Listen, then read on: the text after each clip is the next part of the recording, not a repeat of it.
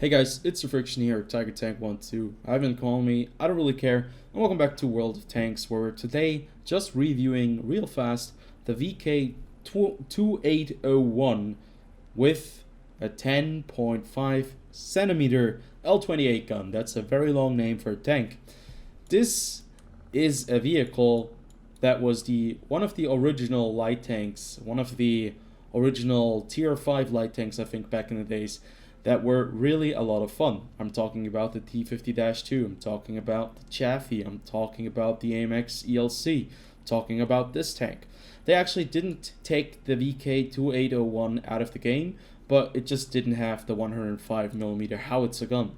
And Wargaming obviously wanted to bring it back, and it is a well-deserved present or gift for the players that have played this game for a while. So if you had at least 4 years, you must have probably picked one of them up, and I would highly suggest anyone to log in and get all of the rewards, even if you do not play very actively. Just get it. You might play once again, and then you have the vehicle in your garage. But yeah, let's talk about this tank, and let's see some gameplay afterwards, and then we can talk about the idea of a well-deserved reward with the VK2801. So, it has a 105mm gun. That's why everyone is so excited, because this used to be the gun that really destroyed everyone at tier 5 and 6. Very poor tier 3 vehicles were one-shotted. Some tier 4 tanks almost one-shotted. I think, no, they were one-shotted as well. Tier 5 and 6 tanks lost about half of their HP. You know, it was all very, very fun. If you played the Panzer IV, which still has the 105mm gun, I think, you might just remember a lot of chaotic times in lower tier matchmaking where these VKs would roam around and hunt anything down, because they also had quite a bit of mobility. But let's take a look at the gun. It only has 64mm of pen with AP shells, but we don't really want to talk about the AP shells at all. We're going to go right over to the firepower tab. This tank has a very decent rate of fire, 7.33 rounds per minute, and that means you have quite a bit of DPM, 2566. That is very nice for a tier 6 vehicle. Now, obviously that means you have to penetrate those shots, and penning those shots is sometimes going to be a bit of a hassle, a bit difficult, but it's not impossible, and you'll see that in a match. The gun traverse speed, or the turret traverse speed, is really nice, 46.93 degrees per second. Obviously, it's not the fastest for light tanks. It's, I think, a bit slow, maybe, but, 46.93, that's still going to be fast enough. If you look at the T50-2, you can see it's 55. So it's a bit of a difference, but it doesn't really matter too much.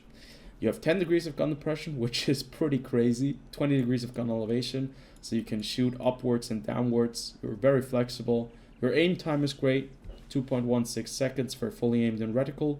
For a 105mm gun, that's really, really nice. But you obviously have very bad dispersion. This tank does not have very good accuracy at range. It's not supposed to, and it would be really awkward if it had. Doesn't mean that you cannot hit those targets. It just means that it will take a while, and you will have to have a lot of luck to be able to hit someone. Before we go over to survivability, let's talk about the rounds, because the shells are going to be quite important on this vehicle. Now, let's take a look. You have a choice of high explosive, AP, and heat shells. Now, I've kind of changed the rows so that I start with high explosive, because I want to play with high explosive. You have an AP shell with 64mm of penetration, and the AP and the high explosive shells both have the best shell velocity.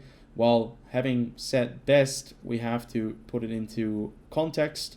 470 meters per second is not very fast, so you really need to have a bit of experience when you're trying to hit targets on the move. You have to play the tank to get a feel for the shell velocity.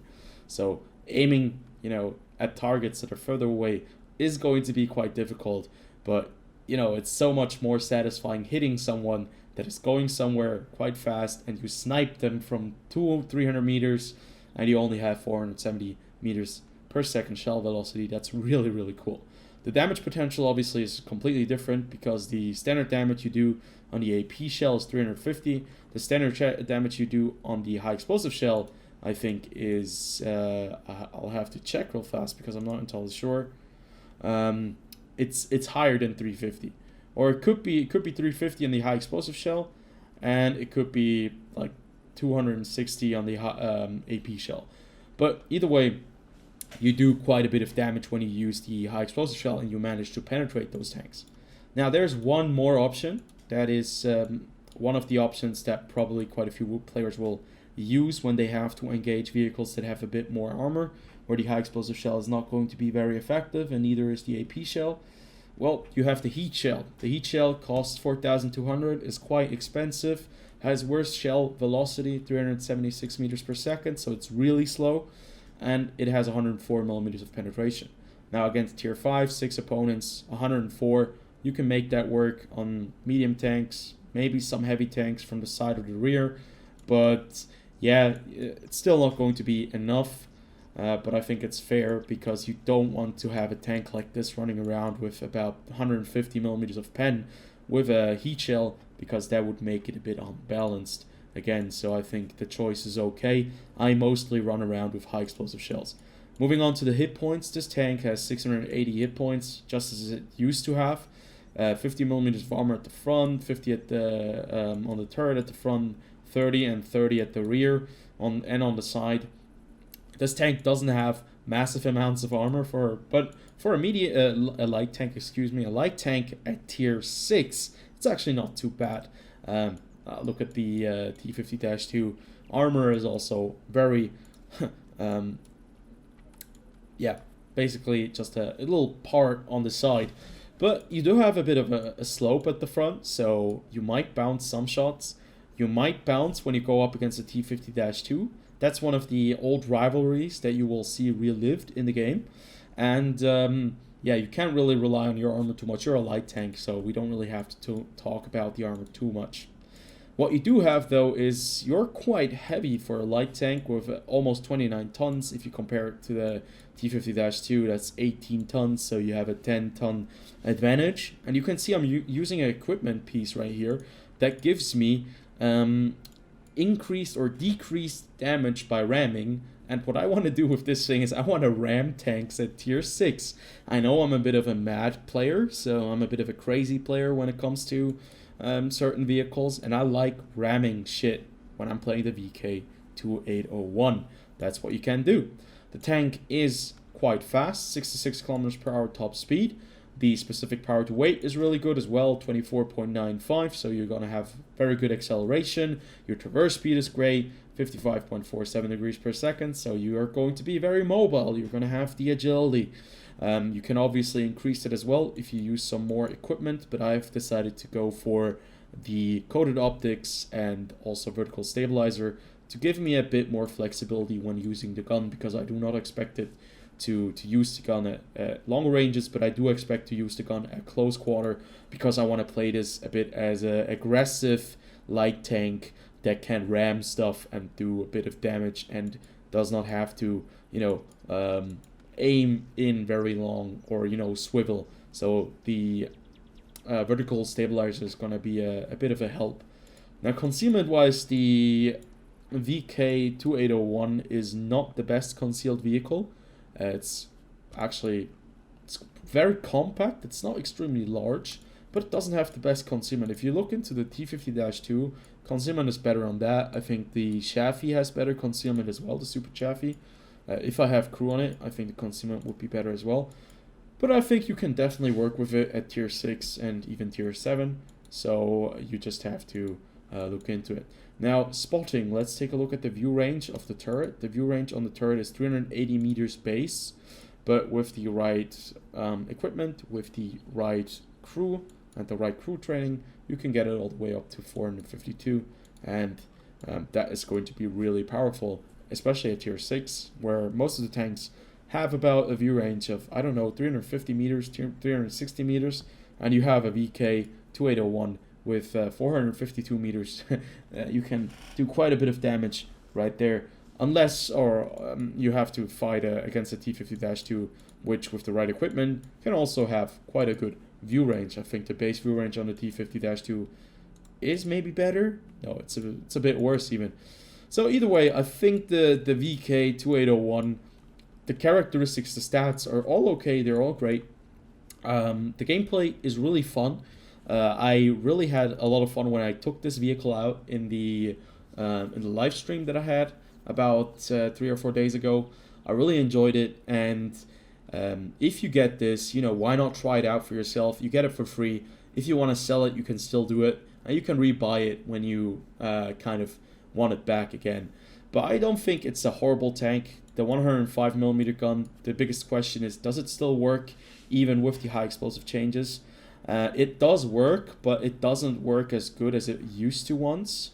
But still, if you have a bit of experience and you look for those weak spots, when you hit them, you will do massive amounts of damage with the high explosive shells, and it's a lot of fun. I can really attest to it. It's still a lot of fun. Even in World Tanks 2021, it still is a vehicle that I really greatly enjoy.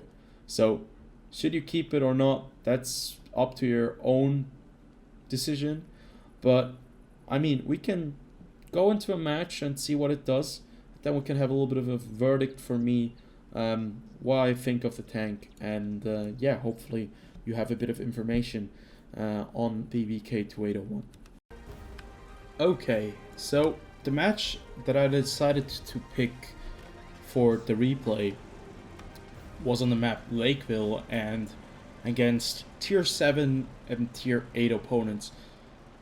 What is a lot more interesting is the composition of this matchmaker, because the majority of the tanks are actually tier 6 vehicles. And there are only 2 tier 8 vehicles in this matchup, 1 artillery piece and 1 heavy tank. And then you have only 3 tier 7 vehicles. So basically it's a tier 6 matchup with just a handful of tier 7 and tier 8 vehicles in there. So it's kind of one of the better matchmakings that you can have, one of the best matchmaking that you can have when you have to play against tier 8 vehicles. But either way, let's take a look what we're doing here. We're playing on Lakeville, and the issue with playing lower tiers and having 4 tank destroyers, which is the majority, like the one tank type that we have the most of, is that a lot of these tank destroyers will sit at the back. And you can see that the distribution on this map is very uneven. We have 2 light tanks in the middle. I am kind of sharing my place with the Type 62. And we have some heavy tanks, or 1 heavy tank to be exact, going to the city. And we have 1 heavy tank going into the valley. Now, as we already mentioned in the characteristics prior, the VK has great view range with all of the right equipment, and it doesn't have the best accuracy at range. This is a derp 100mm gun, but it doesn't mean that you are unable to hit your targets. Right there, with a very nice placed high explosive shell, we managed to penetrate the Type 64 on the enemy team and take him out of the equation. Now, that is something that you'll see happen a lot of times when you play this tank, because at tier 6, even at tier 7, the amount of light tanks that you'll be facing, they will not have a lot of armor. The only light tanks with armor are going to be either the German ones, or at tier 7, the Russian ones. But other than that, most of the light tanks do not have more than maybe 50mm of armor. So, going up against the Type 64, or a T50-2, you might not have the rate of fire that these tanks possess, but you have a very capable 105mm derp gun. But it does have its limitations. As you can see right there, we hit the T26E5, which is a tier 8 heavy tank, and with the high explosive change that Wargaming have introduced about half a year ago now, we are not going to be able to do a lot of damage to him. That's where you kind of lose your effectiveness, and your efficiency is kind of gone. So shooting the T26E5 doesn't make a lot of sense. Obviously, right now I'm just a tier 6 shooting at a tier 8, But if we had the old high explosive system, it probably would have done more damage. But that's the new reality that we have now, so we have to get used to it. So you have to really pick your targets well when you play a dirt gun, because your high explosive shell is going to be the one that will carry you through most of the matches, because you don't want to spam the heat shells too much, because they do have maybe twice the amount of pen with 104 millimeters of penetration, but it does not have the best economic intentions for your account, because you do have to pay 4,000 gold per credits, not gold, for a single shot, and that is quite pricey for for a premium tank that does not have premium credit making. I think that is a bit of a cheap scale. That's cheap by wargaming, that all of these premium tanks or all of these rare vehicles that we're getting back do not have the full premium status, because it wouldn't have hurt them at all. I think there is definitely something that they have kind of missed with that. But either way, let's get back to the vehicle at hand and let's get back to the review instead of talking about that. You are really reliant on your AP, your high explosive shell, and maybe your heat shells. I don't really think a lot of people will be using the AP shells, because the AP shell only has about 12 millimeters of, or 11 millimeters of additional penetration, and I would rather fire the high explosive shell than have like 12 millimeters of more pen or 11 millimeters of more pen and do less damage. I'd rather bounce or hit the target and splash it instead of bounce off it with a AP shell. But this tank really, as you can see, it's a very compact little light tank, and I think if you look at it just based on the HD model, I think it looks really nice, and I think it's just one of those tanks that just always gives you joy when you see it out on the battlefield. So far you can see we've done 466 damage, and we have also done some spotting damage with the Nashorn that we spotted. This tank is fairly good at spotting things, because obviously it is a scout, but it's not very good at bouncing things that are coming in from vehicles that are tier 8. So yeah, you have to be really careful. Your HP pool 680, I think for a light tank at tier 6 is quite nice. That's a lot of HP. It's certainly more than the type. Where is it? The type 64 that we knocked out. So yeah, that is quite important. What you also have is you have mobility on this vehicle. It has above 60 kilometers per hour top speed, and because of its really good engine and because of the horsepower it has, it can accelerate quite quickly. And that's something you have to get, that you really have to utilize when you're playing a light tank. And it's really important that you have the mobility aspect. I think mobility-wise, this tank really has a lot of things going for it. Spotting-wise, it works great as well. It feels a lot better than other reward tanks. It feels a lot more... I don't even know. It feels more powerful than other reward tanks that we had, and it just feels more fun because of that 105mm gun. You do not know how cool this 105mm gun is. Right there, we hit the SU-14 with a very nice high explosive shell. We penetrate him because obviously our artillery doesn't have any armor, and that is just such a novel feeling of being able to dish out 380 damage to a tier 8 artillery piece in a tier 6 light tank. So you can see we actually decided to move in and go through the valley because there was no one over here, but it turns out we have to meet a Fury. Now the armor in this vehicle isn't very good, so having to face a Fury is a bit of a disaster for us, and once more the high explosive shell kind of leaves us hanging a little bit. We only do 81 damage to the Fury, but we managed to knock out the M44, taking out another artillery piece right there, giving us a grand total of 3 kills. So the next target is obviously going to be the other VK2801 105. And because of the really nice aim time that you have in this tank, which is really great, I mean, you will be able to get some snapshots in. The accuracy is not always going to work with you. One of the biggest downsides though is just still the shell velocity, because it takes very long for the rounds to reach its target. But this tank is a lot of fun. It's so much fun to run around and splash someone in the face with a 105mm gun, or just to actually penetrate. That's all you want to get. And also ramming is a lot of fun, but unfortunately I do not have a lot of clips where I ram things, because sometimes I ram things that are way heavier than me and I just have to get used to it. But this tank weighs about 28 tons, I think. And if you manage to ram that T50-2, you will probably kill it, because it only weighs 18 tons. But right there, unfortunately, we do not penetrate the T50-2 because we didn't aim very well. That thing has about 35mm of frontal armor, so almost any place we shoot, we might pen, and it would have been probably an instant kill. But because we didn't take the time to aim incorrectly, we probably hit the gun mantlet, and the T50-2 knocks us out with his very high rate of fire.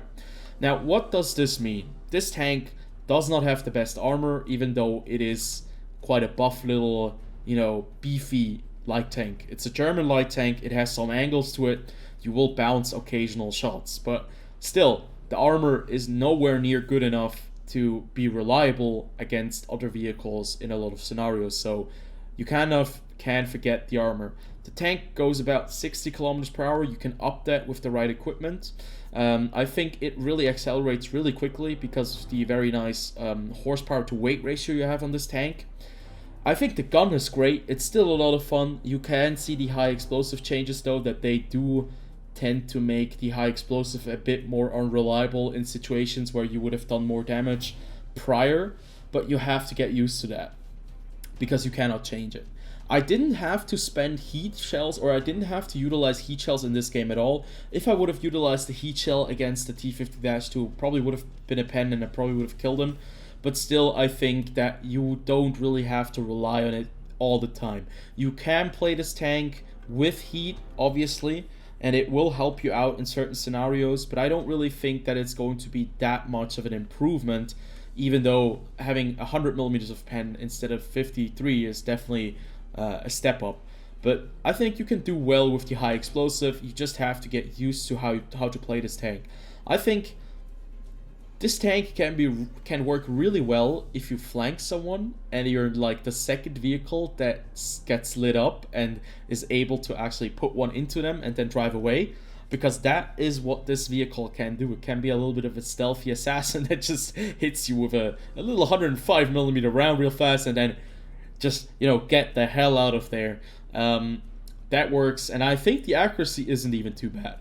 I've had a lot of fun. I think the most important part in World of Tanks is definitely to have fun, to enjoy it. I've enjoyed my time with the T50, no, not the T50-2, but the VK2801. I have not realized how much I miss this tank. And I'd say really keep this tank, play it. If you don't want it, you can sell it, obviously, but there's always the choice of re-buying it. So, you know, do whatever you want to do with it. I think it's a great little tank. It's fun. It's definitely the best reward tank that they've given out for us, I think. It certainly is better than the T50-2. I think the T50-2 has lost a bit. It always was about the speed on the T50-2, and that thing just doesn't have the speed anymore because a lot of other tanks have the speed advantage. It's better than the Super Chaffee. The Super Chaffee is really boring in my opinion, but this thing is great. I really like it, and I enjoy it being back in the game. But as I mentioned already prior, it always has a little bit of a very negative symbolism to it because of the high explosive change that they introduced, which I still think is bad, and I don't really see how the high explosive change or high explosive prior was that much of an issue, because it stems of a problem that not high explosive created, but that heavy tanks created that were extremely well armored that you could not penetrate except for with gold, or with high explosive you could still do a bit of damage, and they wanted to get that out of the game. So either way, I hope you guys enjoyed, and I'll see you guys on the next video. Till then, have a good one.